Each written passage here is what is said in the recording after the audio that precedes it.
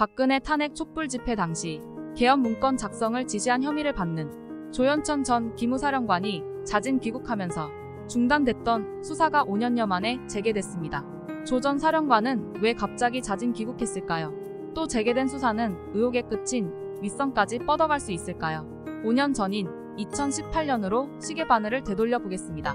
그해 3월 8일 군인권센터는 박근혜 탄핵 촛불 집회 당시 군이 촛불 시민을 무력 진압하는 방안을 모의했다는 의혹을 폭로했습니다. 당시까지만 해도 살아있던 위수령을 발령해 서울에 군을 투입한다는 것이 모의의 내용이었습니다. 이런 의혹은 이에 앞서 2016년 11월에도 정계를 중심으로 심심치 않게 제기됐었는데 당시는 박 전 대통령을 탄핵해야 한다는 국민 여론이 급속히 확산되던 때였죠. 같은 해 10월 29일 처음 열린 집회에 참여한 시민들은 3만 명이었습니다. 이것이 11월 5일 2차 집회에서 20만 명으로 늘었고 3차 집회가 열린 11월 12일에는 서울에서만 100만 명이 촛불을 들었습니다. 그러나 의혹은 그냥 사그러들었습니다. 2010년대에 말도 안 되는 얘기라는 평가가 컸던 거죠. 그런데 이것이 박 전 대통령 탄핵 1년쯤 뒤에서야 구체적인 제보로 드러난 겁니다. 군인권센터가 제기한 의혹은 넉 달 뒤인 7월 5일 이철의 더불어민주당 의원이 전시 개헌 및 합수 업무 수행 방안이라는 문건을 공개하며 구체적 사실로 드러납니다. 이른바 개헌 문건으로 2017년 3월 초 작성된 문건입니다. 박 전 대통령에 대한 헌법재판소의 탄핵 심판이 막바지로 치닫고 있던 때였는데 탄핵 기각이 되면 계엄을 선포한다는 게 문건의 핵심이었습니다. 탄핵 기각에 반발한 촛불 집회 시민들이 소요 사태를 벌일 수도 있다는 게 그 이유였습니다. 당시 문건에는 위수령, 경비계엄, 계엄령 등 단계적 상황, 발령권자, 기계화 사단과 특전사 등 구체적 증원부대와 담당구역, 계엄사의 평성과 업무까지 자세히 지정돼 있었습니다.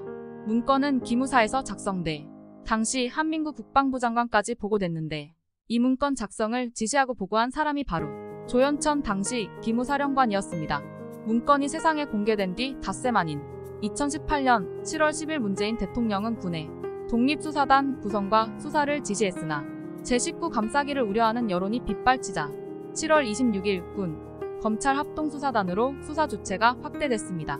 합수단은 8월 3일 조 전 사령관과 한 전 국방부 장관 자택 등을 압수수색했지만 이렇다 할 성과를 내지 못했습니다. 사건의 핵심인 조 전 사령관이 2017년 12월 일찌감치 미국으로 도주했기 때문이죠. 합수단은 부랴부랴 조 전 사령관의 여권 무효화를 조치한 뒤 한 전 장관과 문건 보고라인에 있던 김관진 전 청와대 국가안보실장 등을 조사합니다.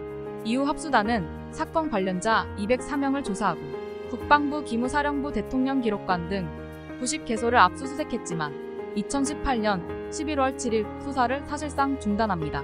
문건 작성을 지시한 사람이 누구인지가 수사의 핵심이었는데 조 전 사령관에서 수사가 막힌 겁니다. 결국 합수단은 문건 작성을 은폐한 혐의만으로 문건 작성에 참여한 기무사 장교 3명을 불구속 기소하고 사실상 수사를 마무리했습니다. 지난달 29일 미국 애틀랜타에서 인천행 델타항공 DL027편을 타고 인천국제공항에 입국한 조 전 장관은 매우 여유있는 모습이었습니다. 자진 귀국한 이유를 기자들이 묻자 계엄 문건 작성의 책임자로서 계엄 문건의 실체적 진실을 밝히고 또 거기에 대해서 책임자로서 책임질 일이 있으면 책임을 지기 위해서라고 말했습니다. 5년 넘게 귀국하지 않은 이유에 대해선 도주한 게 아니라 귀국을 연기한 것이라며 웃기도 했습니다. 자진 귀국을 두고 여러 추측이 난무하지만 지금이 본인에게 유리한 타이밍이라고 판단한 것은 분명해 보입니다. 조 전 사령관의 혐의는 내란 음모 허위공문서 작성 및 사용, 정치관여, 업무상 횡령 등 총 4가지. 업무상 횡령은 부대 자금 6천만 원을 용도 외로 사용한 혐의입니다. 여기서 핵심은 내란 음모 혐의입니다. 조 전 사령관은 입국장에서 자신의 무혐의를 자신했습니다. 먼저 기소된 부하들이 내란 음모죄로 기소되지도 않았고 그나마 1심에서 무죄를 선고받은 것에 고무된 것으로 분석됩니다. 하지만 최근 부하 장교 중 한 명이 2심에서 유죄를 선고받았습니다. 물론 공소사실은 허위공문서 작성죄입니다. 그러나 여기서 판결 내용을 주목해야 합니다. 법원은 계엄 문건을 작성하고도 이를 은폐한 소강원 전 610 부대장에게 무죄를 선고한 원심을 깨고 유죄를 선고했습니다. 계엄 문건의 위법성을 인정한 겁니다. 조 전 사령관이 이를 알고 있었을지는 모르겠으나 무시 못할 변수가 될 가능성이 높은데요. 이번 수사의 종착역은 윗선입니다. 5년 전 이 사건을 수사했던 노만석 합수단장은 수사 결과 발표에서 조현천 수사 후 공모 및 혐의 유무를 판단할 필요성이 있는 박근혜 전 대통령과 한교안 전 대통령 권한 대행 등에 대해서는 조현천의 소재가 발견될 때까지 참고인 중지 처분을 했다고 밝혔습니다. 지금 이 사건은 서울서부지검 형사부가 수사 중입니다. 윗선 수사를 제대로 하기 위해서는 현재 담당 수사부서 화력으로는 아무래도 부족해 보입니다. 결국 과거 합수단 규모에 준하는 수사 인력이 필요할 텐데 이원석 검찰총장과 한동훈 법무부 장관, 나아가서는 윤석열 대통령이 어떤 결정을 내릴까요?